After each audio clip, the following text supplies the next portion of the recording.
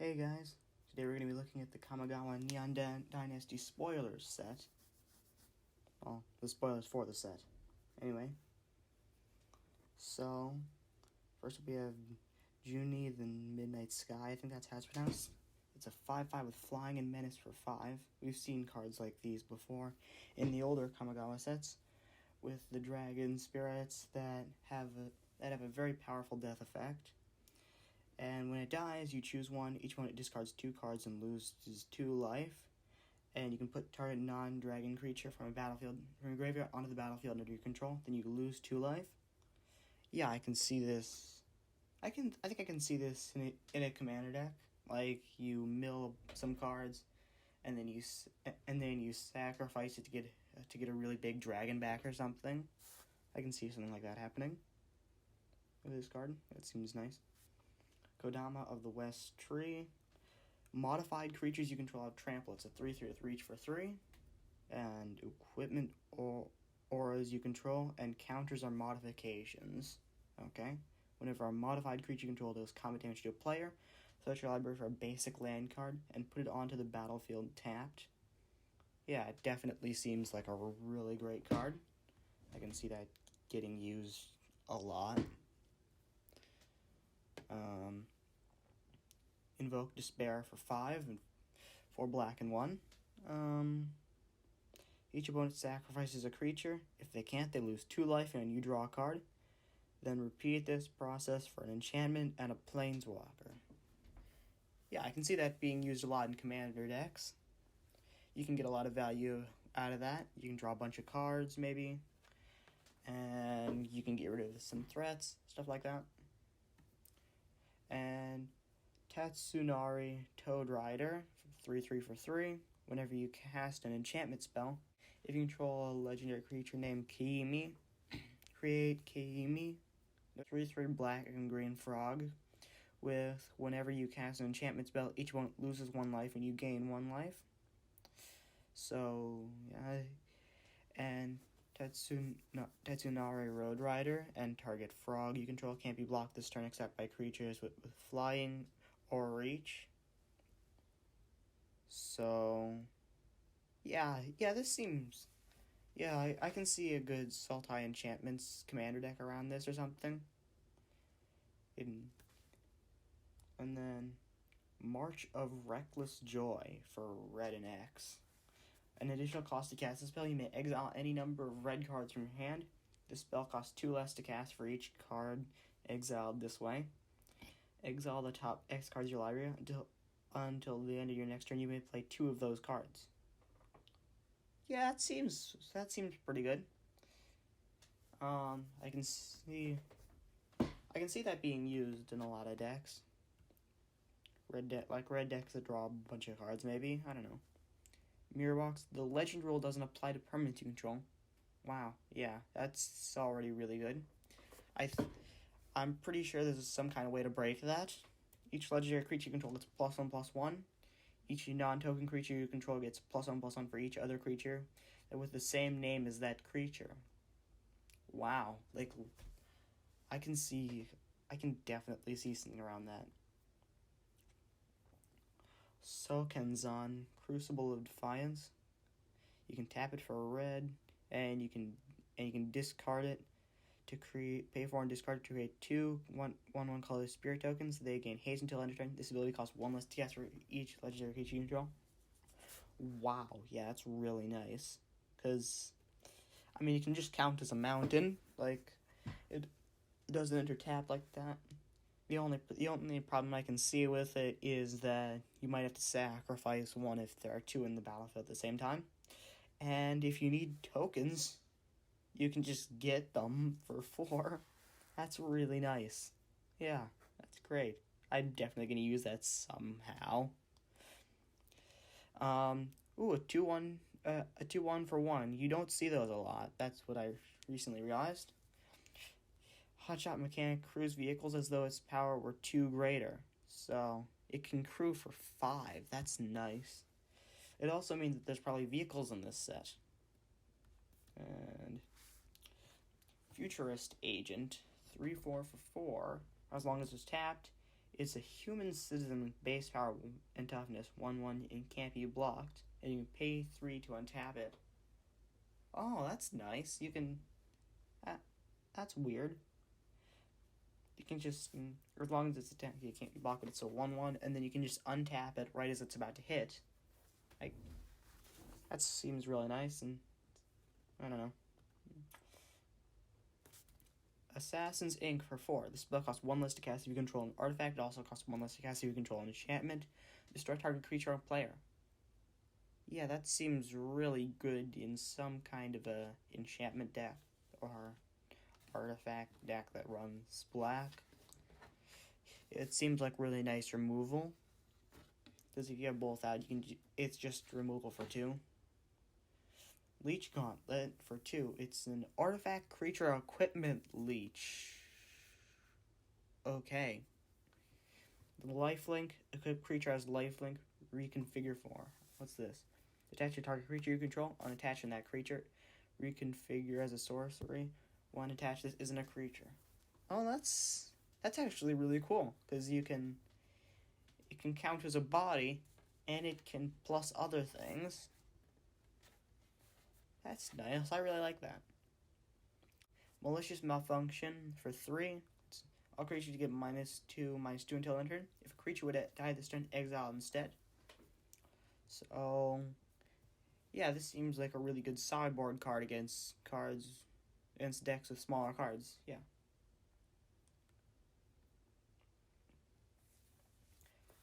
Prowling Nezumi for 2. It's a 3/1 with ninjitsu for 2. They're bringing back ninjitsu in this set, which, I mean, my friend has a ninjitsu deck, and it's so broken. Like, it really is. Especially with cards like Ornithopter, because you can just get them out for free with ninjitsu. When Prowling Nezumi enters battlefield, target creature you control gains Death Touch and Lifelink until end of turn. Wow, yeah, that's nice. Because with the ninjitsu, yeah, that's really great. And here we have another of the equipment creatures with reconfigure. Bronze Plate Boar. It's a 3/2 for 3 with trample, and equipped creature gets +3/+2 and has trample, and it's reconfigure 5. That's good. I don't know, it might be used somewhere. Sokenzan Smelter. At the beginning of combat on your turn, you may pay 1 and sacrifice an artifact. If you do, create a 3/1 red construct creature token with haste. Yeah, that's good. I mean, there are some artifacts that want to be sacrificed, so I can see it working with that. Also, if it's outlived its usefulness or something like that. And you could do it just because you want the damage. That's nice. Uprise or Outlaw. It's a 1/3 for 2. Gets +2/+0 for each other modified creature you control. Yeah, that's going to get really big. It definitely is.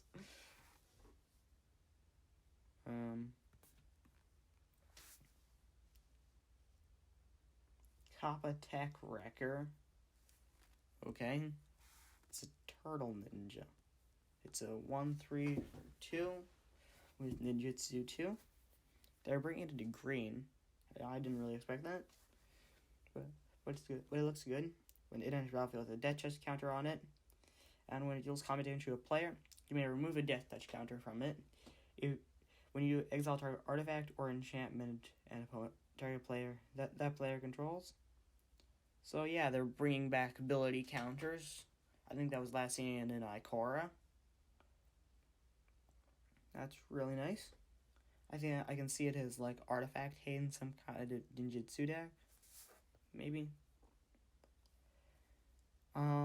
Nimble Hoverbike for 2. It's a 2/2 vehicle with flash and flying. When it's battlefield, tap up to 1 target creature. And it's got crew 1. So yeah, you can use your 1/1 to crew it, play it for flash, and then tap something else. Maybe get in for some damage. I think that's nice. Gloom Shrieker. It's a 2/1 for 3. It's an enchantment creature, Cat Beast. They're bringing back enchantment creatures. That's gonna be fun. Menace. And when it enters, return target permanent from your graveyard to your hand. If it would die, exile instead.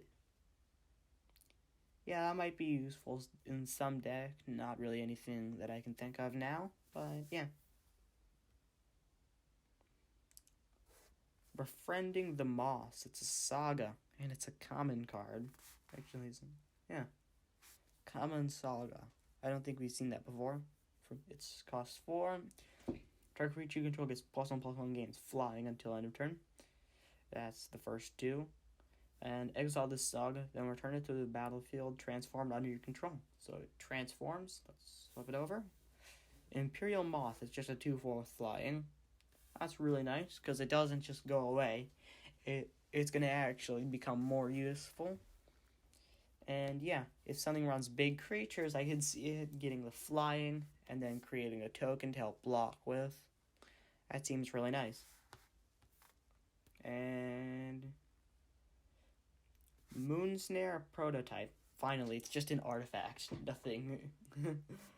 Nothing else. Tap it in an untapped artifact you control or creature. Add 1 and pay 5 and discard it. The owner of target non-land permanent puts it on the top or bottom of their library. So yeah, you can potentially get rid of something for 5 while it's in your hand, and it can act as a 1-drop mana rock, which is that's cool. There's a lot of artifacts where tapping doesn't affect it, so I can see that being used a lot in like some kind of artifact deck. And Geothermal Kami. It's a 4/3 for 4 spirit. When it enters, you may return an enchantment you control to its owner's hand. If you do, you gain 3 life.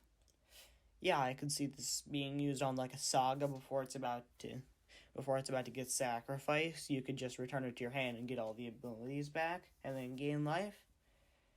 And yeah, it could also help stop removal, stuff like that. Maybe. And here we go down further to the showcase. This is a really cool showcase. I really like the art here. Kodama of the West Tree. Oh yeah, this is I think a card that was already shown. Yeah. March of Otherworldly Light. I think it's like the red card, but in a white version. Yeah, it costs 2 less to cast reach card exile this way. For one and an X. Exile target artifact, creature, or enchantment with mana value X or less. That's really good. Like, that's definitely going to get used in Modern. It can be used in like as some kind of solemnity or something like that. I don't know. I can definitely see that being really annoying in Modern. Thousand-Faced Shadow. And it's a 1/1 for 1 with ninjitsu 4. When it's battlefield from your hand, if it's attacking, create a token of another target attacking creature. That token enters tapped and attacking. Yeah, that's good. It's a 1/1 for 1 with flying, and if you want to save it for the late game, you can and ninjitsu it in, and then copy another target attacking creature. Yeah, and then you can potentially get in for a lot more damage doing something like that. Invoke Despair, we already saw this one.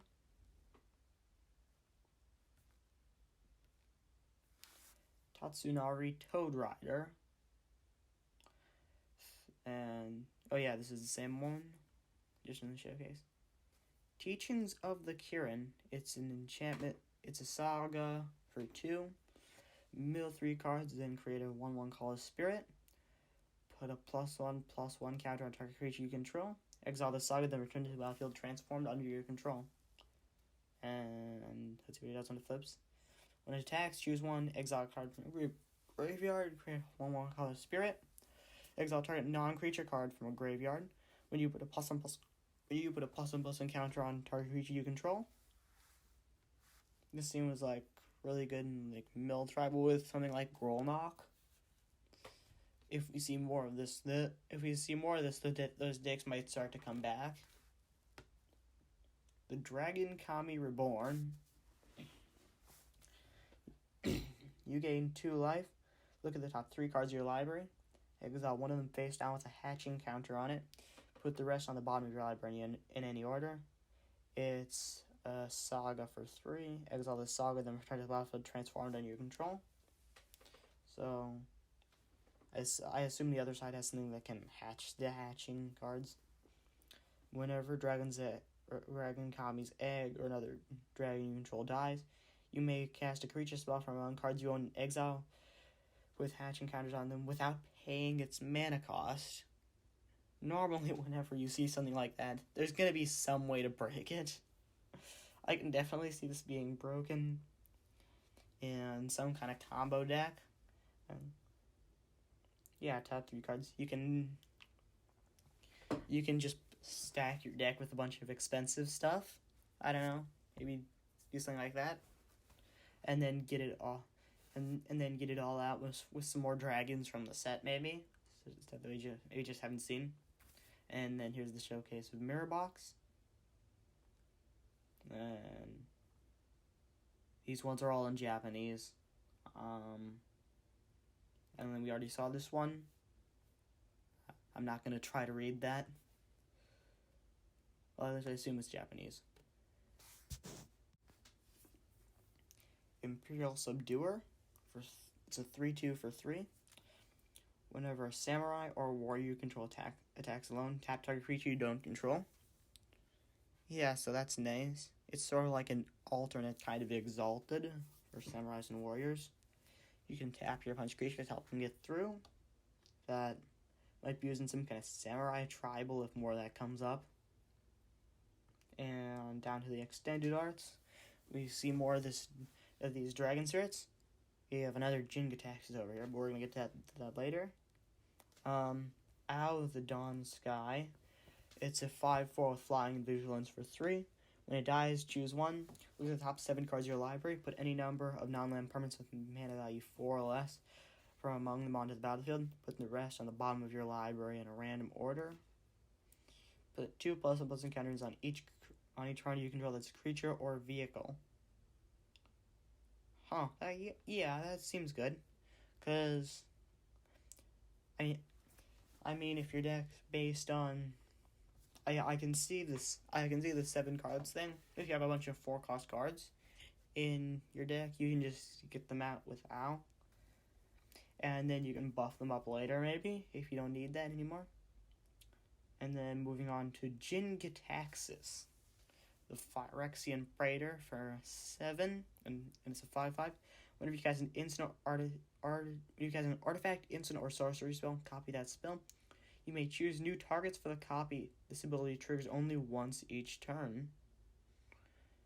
Whenever an opponent casts an artifact spell, counter that spell. This ability triggers only once each turn. And it's following what the Praetors normally do, which is giving a huge bonus to your cards, and then doing the opposite to your opponents, which is, yeah, I can definitely see some kind of commander deck. Maybe it could be used in, like, reanimation. Yeah, you might just find entire standard decks built around, like control decks, maybe. Like, it could be the next Hullbreaker horror, which I'm nervous about. Yeah. Kairi, Swirling Sky. It's a 6/6 for 6 with flying and ward 3. On when it dies, you choose 1, returning a number of non-land permanents with mana value 6 or less to their owner's hands, and then mill 6 cards and return up to 2 instant or sorcery cards from your graveyard to your hand. Yeah, this seems nice. I can't really see it having any decks like built around it. Maybe. I mean, it can be used to bounce your opponent's cards and maybe give you some more cards. I can see it maybe being used in some kind of control deck. Junie the Midnight Sky, we already did this one. And then Kyodai, Soul of Kamigawa. This one has been out for a while. You've probably already seen it, but I'm going to go over it anyway. It's a 3/3 for 4 with flash and flying when it enters the battlefield. Another target permanent you can control gains indestructible for as long as you control Kyodai. And you can pay Wooburg to get +5/+5 until end of turn. So it's a 5-color commander. That's really nice. And yeah, those are really sought after. Another target permanent gains indestructible. That could be used to protect something else. It's hard to really see a commander deck being built like around it. But it could be used in like some kind of mono white maybe. Like to give something indestructible and then be used as a combat trick. March of Otherworldly Light, we already went over this one. The Reality Chip for 2, it's a 0/4 legendary artifact creature equipment jellyfish. Alright. You may look at the top card of your library at any time. As long as it's attached to a creature, you may play lands and cast spells from the top of your library. It's got reconfigure 3. So yeah, it's a potential engine to play stuff off the top of your deck. I can see stuff like that being used, maybe. Somewhere. Probably. Maybe in like some deck, I don't know. Thousand Face Shadow, we went over this. Invoke Despair. Tatsunari. Goro Goro, Disciple of Ryusi. It's a 2/2 for 2. Legendary creature Goblin Samurai. Creature you control, pay 1 creature you control, gain haste until end of turn. And pay 5, create a 5/5 red dragon with create a 5/5 red spirit creature token with flying. Activate only if you control attacking modified creature. So yeah, I might actually be interested in this for one of my modern decks, not because of the dragon, but because it can give your creatures haste, which is something I've been looking for recently. But yeah, the dragon, you can create dragons, which I can see being used in a commander deck, because you can funnel all your extra mana into getting out dragons, and you can give them haste to attack. And yeah, I can see that being a very powerful commander in some kind of dragon deck. And Scrap Wielder for 3, it's a 3/3 for 2. Sacrifice an artifact with mana value X. Return the target artifact card with mana value X from your graveyard to the battlefield. It gains haste until end of turn. Yeah, it's really nice because you can just keep bringing back your artifacts. I mean, I'm pretty sure there's some artifact tribal commander. I could definitely see this as a card in some of them. Maybe even a commander. Wait, no, it's not legendary. But still, yeah.